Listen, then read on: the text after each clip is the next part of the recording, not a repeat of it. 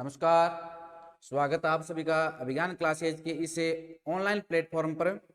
मैं मूलचंद डूडी लेकर उपस्थित हूं आपके समक्ष आज एक नई प्रश्नोत्तरी। प्रिय विद्यार्थियों, हम पढ़ रहे थे हिंदी व्याकरण से संबंधित प्रश्नोत्तरी और जिसके तहत हमने जो संधि है उस प्रकरण से संबंधित एक प्रश्नोत्तरी हल कर चुके हैं। आज हम पढ़ेंगे संधि प्रकरण पर आधारित दूसरी प्रश्नोत्तरी। ये जो प्रश्नोत्तरी हैं वो पिछले वर्षों में जो प्रतियोगी परीक्षाएं आयोजित थी उनमें से पूछे गए प्रश्नों पर आधारित है, जो कि आगे आने वाली सभी प्रतियोगी परीक्षाओं हेतु बहुत ही महत्वपूर्ण है। तो विद्यार्थियों, बने रहे अंत तक मेरे साथ और उठाइए लुत्फ इस प्रश्नोत्तरी का।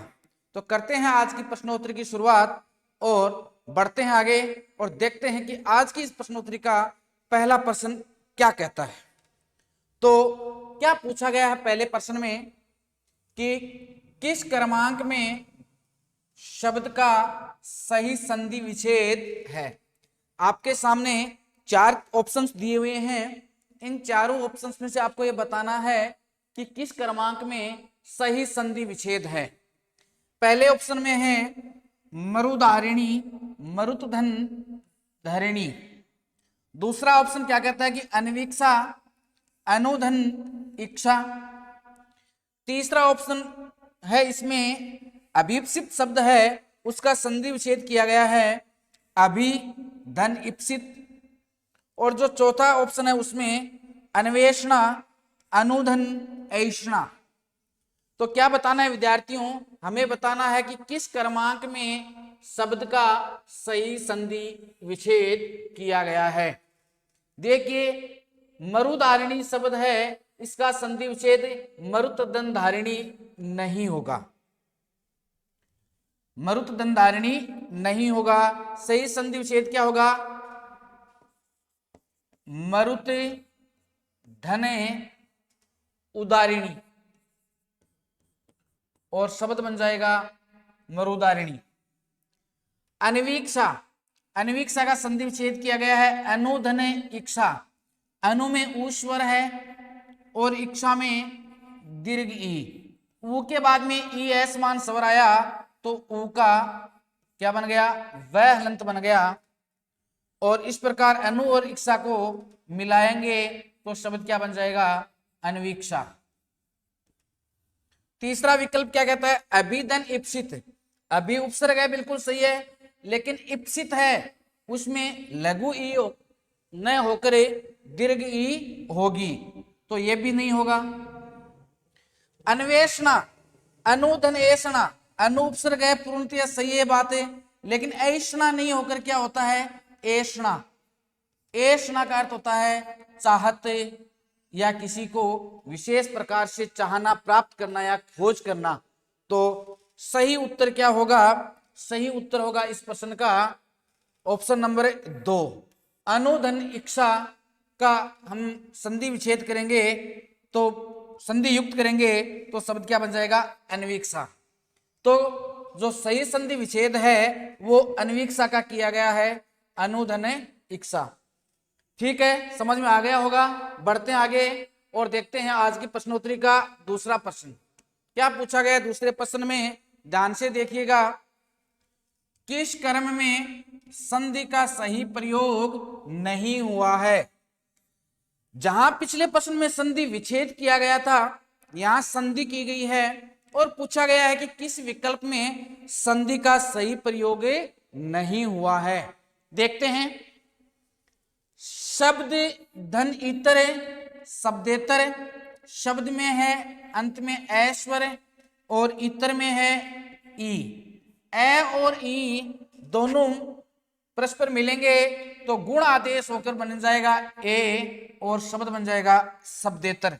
बिल्कुल, ये तो सही है, गुण संधि का उदाहरण है। अनुधन उदित, अनु में है उ स्वर, उदित में ए। उ के सामने ए आता है तो उ का वह हलंत बन जाता है और सही शब्द बनेगा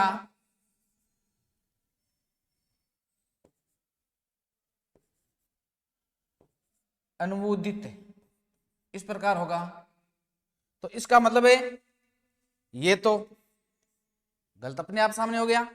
रजनीश में देखो, रजनी में ई दीर्घ है और ईश में भी दीर्घ ई है। दीर्घ ई और दीर्घ ई मिलकर परस्पर दीर्घ ई बन जाएगा और संधि कौन सी हो जाएगी?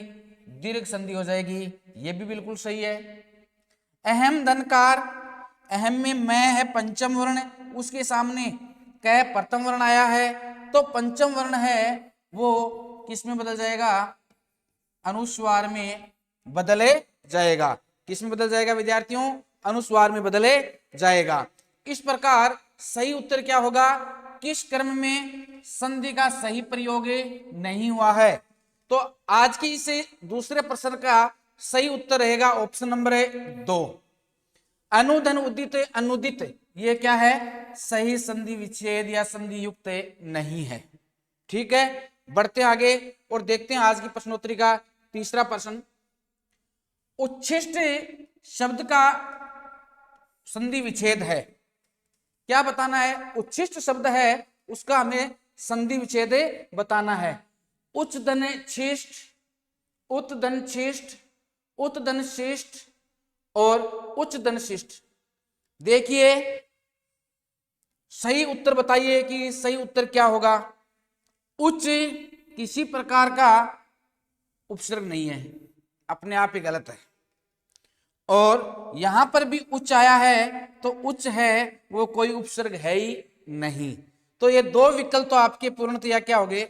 गलत। अब दो विकल्प बच्चे अपने पास कौन कौन से? उत और शिष्ट, उत और शिष्ट। अब देखिए शिष्ट है वो कोई शब्द नहीं है, हिंदी शब्दावली में शिष्ट शब्द है ही नहीं, तो ये भी नहीं होगा। तो सही क्या होगा? उत धन शिष्ट। अब इसमें होता क्या है? उत का तय व्यंजन है और शिष्ट का स व्यंजन है। तय व्यंजन के सामने जब स व्यंजन आता है तो दोनों के बीच में क्या होगा? च का तो आगम हो जाता है और ये जो स है वो छ में बदले जाता है। ये व्यंजन संधि का उदाहरण है कि तय वर्ण के सामने जब श वर्ण आ जाए तो क्या होगा? तय व्यंजन है वो तो दोनों के मध्य च में एक चेक नया वर्ण च का आगम होगा और ये जो स है वो छ में बदल जाएगा और शब्द बन जाएगा आपका उच्छिष्ट। तो प्रश्न संख्या जो 3 था उसका सही उत्तर होगा ऑप्शन नंबर 3, उत धन शिष्ट की संधि करते हैं तो शब्द क्या बनेगा? उच्छिष्ट बनेगा। ठीक है, बढ़ते आगे और देखते हैं अगला क्वेश्चन। ये रहा स्क्रीन पर आपके सामने आज का चौथा क्वेश्चन। क्या पूछा गया चौथे क्वेश्चन में? उच्चारण का संधि विच्छेद है। उच्च धन आरण, उच्च धन चारण, उच्चा धन रण, उत धन चारण। बहुत ही सरल सा आसान सा क्वेश्चन है। मैं मानता हूं कि इसका सभी उत्तर दे पाएंगे क्योंकि दिख रहा है ये तो कि उच्च, उच्च और उच्चा ये किसी प्रकार के भी हिंदी में उपसर्ग है नहीं, न कोई मूल शब्द है। उपसर्ग है उत और इसके साथ चारण शब्द जोड़ा गया है। उत में जो तय है, तय व्यंजन, उसके सामने प्रथम वर्ण च आ रहा है तो तय भी आगे वाले च के अनुसार च में बदल जाएगा, च हलंत में बदले जाएगा और शब्द क्या बन जाएगा? उच्चारण। इस प्रकार जो आपका चौथा क्वेश्चन है उसका सही उत्तर होगा ऑप्शन नंबर 4, उत धन चारण से क्या बनेगा? उच्चारण। बढ़ते हैं आगे और देखते हैं आज की प्रश्नोत्तरी का 5वां क्वेश्चन। परिच्छेद शब्द का संधि विच्छेद क्या है? क्या बताना है विद्यार्थियों? जो परिच्छेद शब्द है इस परिच्छेद शब्द का संधि विच्छेद बताना है। परिधन छेद, परिधन छेद, परिचधन छेद और पर धन छेद। बहुत ही सरल क्वेश्चन है ये, मैं मानता हूं कि सभी का उत्तर सही होगा। क्यों? स्पष्ट दिख रहा है इसमें कि पहले ऑप्शन में देखिए आप, परि उपसर्ग है, उसके बाद में छेद है। परि उपसर्ग है उसमें और छेद, इनकी संधि करेंगे तो क्या होगा देखना।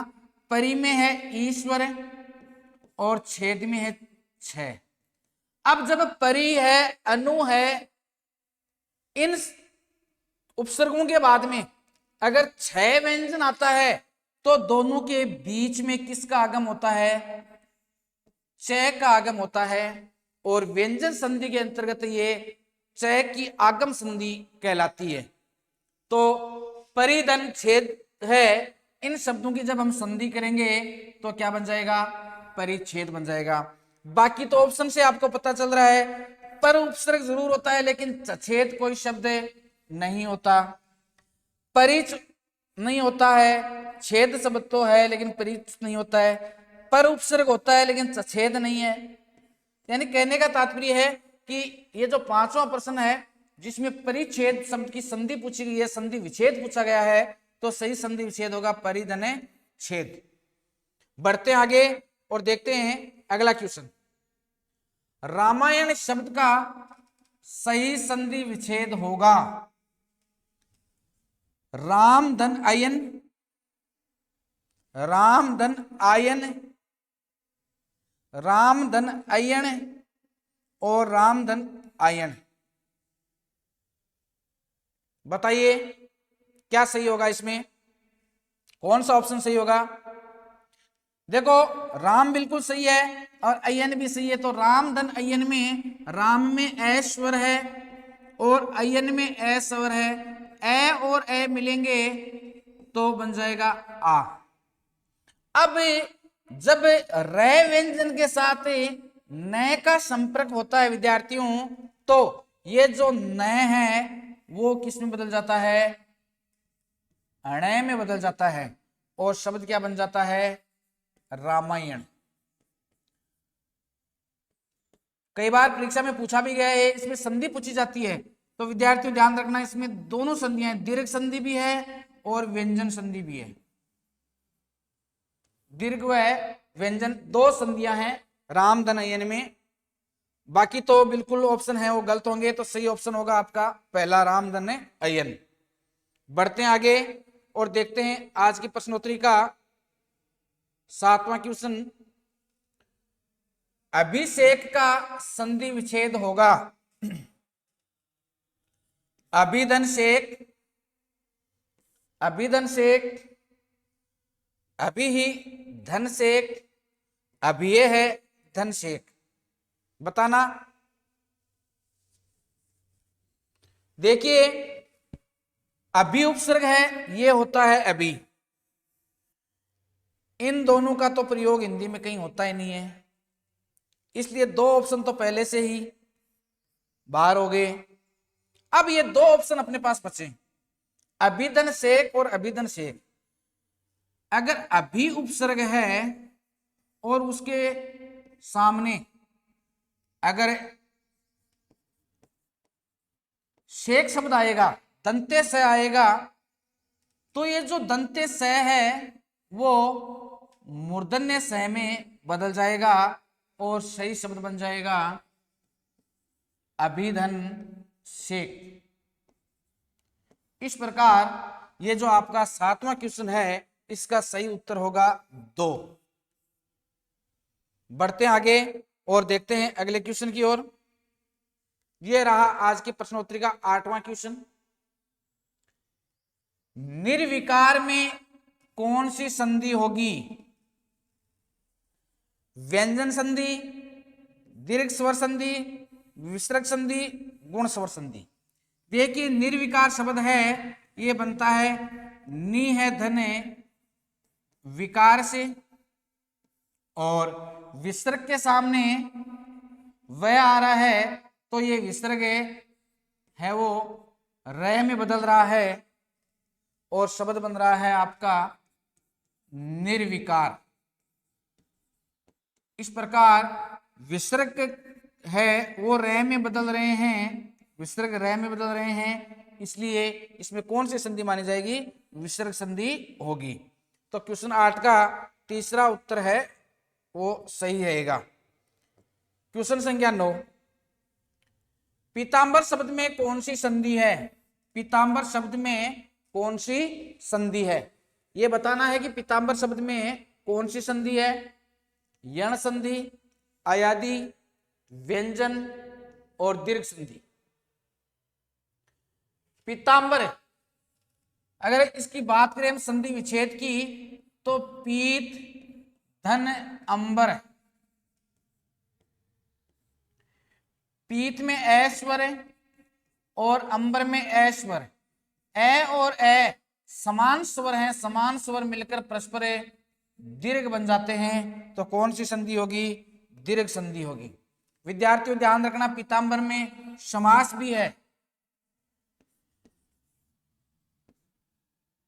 पीत हैं जिसके अंबर वह, पीतांबर किसके लिए है? विष्णु के लिए। तो समास भी है इसमें। कौन सा समास है? बहुव्रीहि समास है।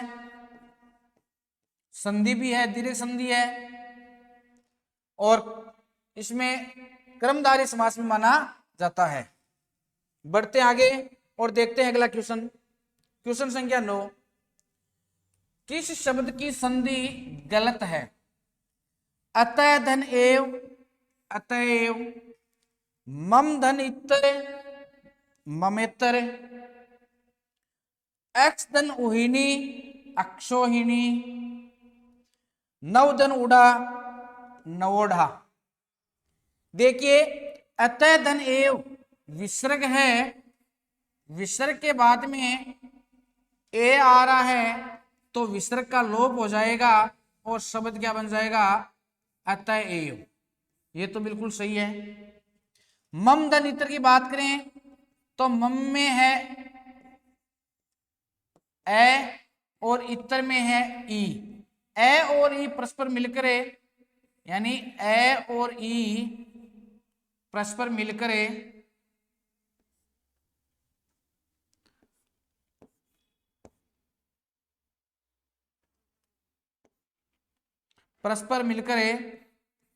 ए बन जाएगा। गुण आदेश होगा तो कौन सी संधि होगी? गुण संधि होगी। तो ये बिल्कुल, ये भी सही है। तो ये भी सही था, ये भी सही था। देखते तीसरे विकल्प की ओर। एक्स में ए है और उहिनी में ऊ है। नियमानुसार ए के सामने ऊ आने पर ओ बनना चाहिए, लेकिन यहां बन रहा है औ। तो हम कह सकते हैं कि ये संधि तो इसकी सही है, लेकिन ये क्या है? अपवाद है। क्या है ये? अपवाद है। तो ये भी सही है, संधि तो बिल्कुल सही है। पूछा क्या गया? संधि गलत है, ये पूछा गया है। संधि तो यहां बिल्कुल सही है। नव धन उड़ा, नवोडा। नव में है ए और उड़ा में है ऊ। ए के सामने जब ऊ आया तो परस्पर मिलकर गुण आदेश होगा और ओ बन जाएगा और शब्द बन जाएगा आपका नवोढ़ा। किसे कहा जाता है नवोढ़ा? नव विवाहित स्त्री को क्या कहा जाता है? नवोढ़ा कहा जाता है। तो क्वेश्चन संख्या 10 का सही उत्तर था विकल्प चौथा। बढ़ते हैं आगे और देखते हैं आज की प्रश्नोत्तरी का 11वां प्रश्न। किस शब्द का संधि विच्छेद सही नहीं है? पर्याप्त, परिधन आप्त, उत्तरायण, उत्तर धन अयन, मतेके, मत धन ऐक्य, स्वच्छंद, स्वधन छंद। बहुत ही अच्छा क्वेश्चन है, ये स्तरीय प्रश्न है, ध्यान से देखकर बताना। देखो, परि में है ईश्वर और आप में है आश्वर।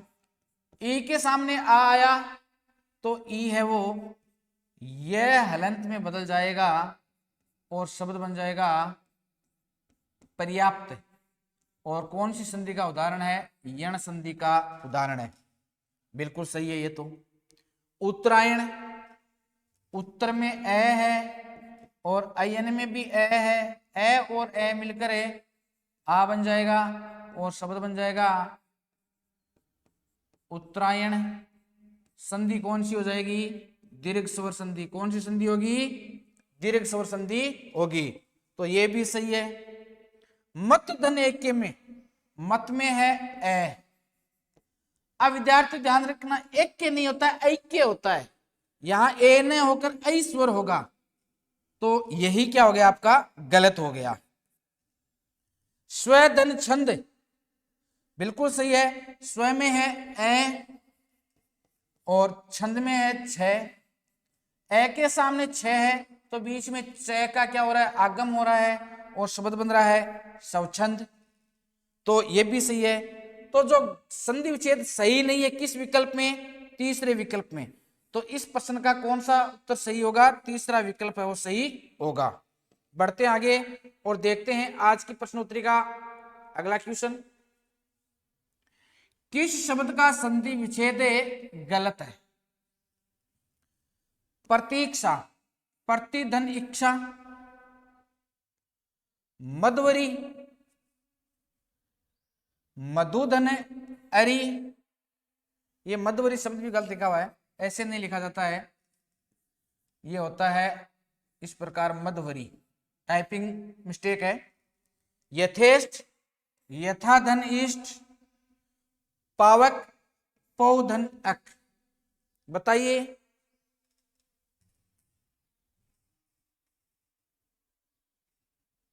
सही उत्तर क्या होगा?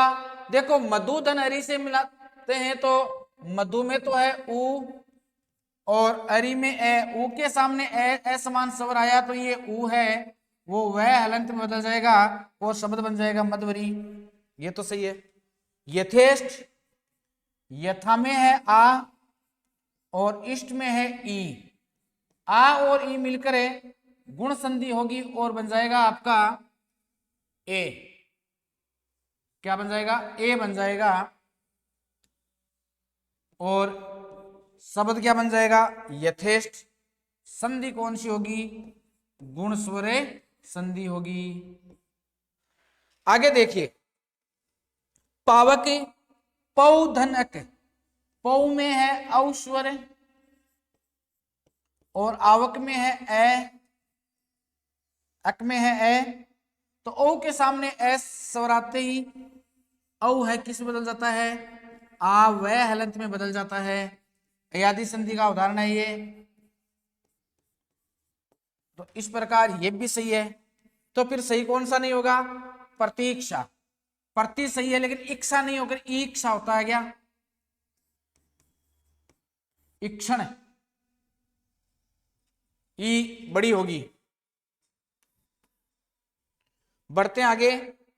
ये रहा आज की प्रश्नोत्तरी का 13वां प्रश्न। अन्वेषण शब्द में कौन सी संधि है? अन्वेषण में संधि विच्छेद कर लेते हैं। अनु धन, अनुधन ऐषण, अनुधन ऐषण। अनु में है उ और ऐषण में है ए। उ के सामने ए समान स्वर आया तो उ का बन जाता है वह हलंत और शब्द बन जाता है अन्वेषण। अब जहां उ के सामने ए समान स्वर आ रहा है तो उ वह में बदल रहा है, तो कौन सी संधि हो गई? यण स्वरे संधि। तो तीसरा विकल्प सही होगा, यण संधि। बढ़ते आगे और देखते हैं अगला क्वेश्चन। निम्नलिखित में से व्यंजन संधि का उदाहरण नहीं है। क्या बताना है विद्यार्थियों? व्यंजन संधि का उदाहरण नहीं है, यह बताना है। जगन्नाथ, उन्मुख, श्रावक और परिच्छेद। देखना, जगन्नाथ का संधि विच्छेद करते हैं तो जगत धन नाथ। तो यहां तो व्यंजन है प्रथम वर्ण, तो निश्चित रूप से ये तो व्यंजन संधि का उदाहरण है। उन्मुख का संधि विच्छेद करेंगे तो उत धने मुख्य, यहां भी तय है वो व्यंजन है, तो ये भी व्यंजन संधि का उदाहरण है। श्रावक, श्रावक का संधि विच्छेद होगा श्रो धन अक, यहां औ के सामने ए स्वर आ रहा है, तो ये औ है वो आ वह हलंत में बदल रहा है। परिच्छेद, परी में परी और छेद, तो ई के सामने छ आ रहा है, परी उपसर्ग के सामने छ आ रहा है, तो बीच में किसका आगम हो रहा है? से का आगम हो रहा है, तो ये भी कौन सी संधि है? व्यंजन संधि है। तो विद्यार्थियों इसका सही उत्तर क्या होगा? है श्रावक, श्रो धन अक श्रावक, और ये किस संधि का उदाहरण है? अयादि संधि का उदाहरण है। तो व्यंजन संधि का उदाहरण कौन सा नहीं है? श्रावक नहीं है। बढ़ते आगे और देखते हैं आज की प्रश्नोत्तरी का अंतिम क्वेश्चन।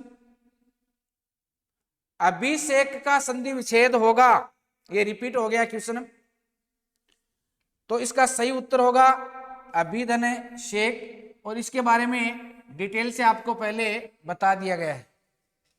तो ये थे विद्यार्थियों आज की इस संधि प्रकरण पर आधारित प्रश्नोत्तरी के महत्वपूर्ण 20 प्रश्न। मैं मानता हूं शायद आपको ये प्रश्नोत्तरी बहुत अच्छी लगी होगी, तो निश्चित रूप से आप इस कक्षा को शेयर करें, लाइक करें और अपने सभी मित्रों तक पहुंचाएं। जो विद्यार्थी ऑनलाइन कोर्स लेना चाहते हैं तो मोबाइल पर प्ले स्टोर से अभिज्ञान क्लासेस रतनगढ़ का ऐप डाउनलोड कीजिए और वहां से आप ऑनलाइन कोर्सेज हैं वो खरीद सकते हैं। और ऑफलाइन कोर्सेज हैं उनके लिए मैं आपको बता दूं कि अभिज्ञान क्लासेस रतनगढ़ नियर अशोक स्तंभ ऑफलाइन बैच भी संचालित किए जा रहे हैं। तो आज की कक्षा में बस इतना ही। धन्यवाद। जय हिंद, जय भारत।